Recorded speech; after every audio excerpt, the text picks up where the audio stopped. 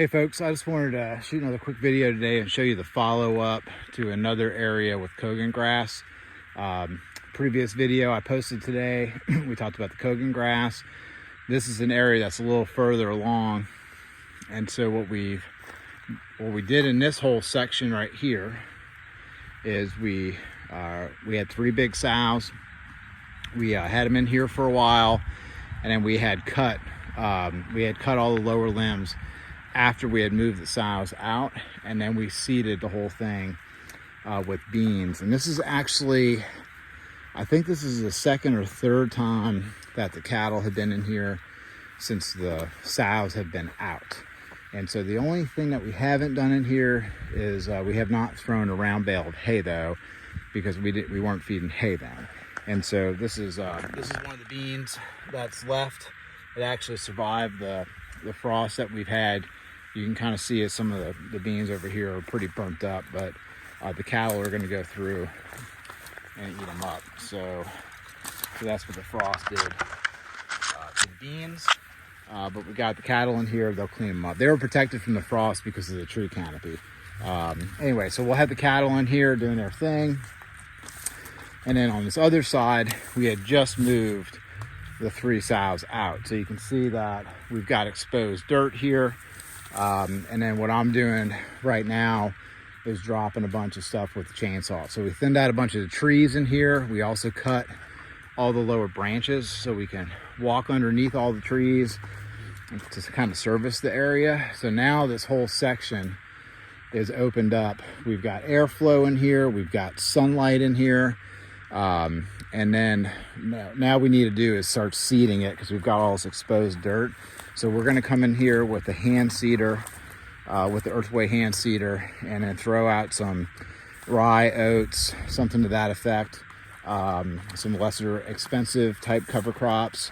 And then we do have a round bale of hay that we threw in an area where it had a really thick mat of Cogon. And then there's still some Cogon out there. We'll kind of deal with that later. We just wanted to focus on the area that had been covered by the saplings. Now, why are we keeping the trees? Is because we want a silvopasture kind of a situation here. We want to have maximum, forage growth, but we also want to have dappled sunlight to where the cow can come in here during the summertime and cool off. So there's no reason to go through and clear cut all of this stuff. It's very expensive planting trees and taking care of them in an open pasture. It's very inexpensive to thin out a group of trees to still hit those silvopasture goals. So if you're lucky enough to have saplings on a place that's nice pasture, maybe it got overgrown over years of nobody using it, don't clear cut it. Go through and select a bunch of trees that you want to keep. And we don't want to keep these pine trees here long term, just because we're on the Gulf Coast and hurricanes and things snap pine trees.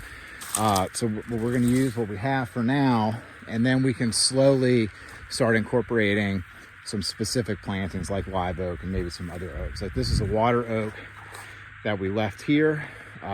So that was a free oak tree planting.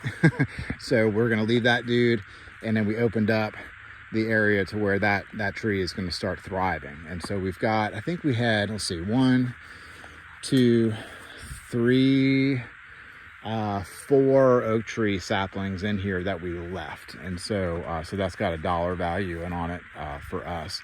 So that's what we're doing. And then you can see, some of the wallow damage that the pigs caused.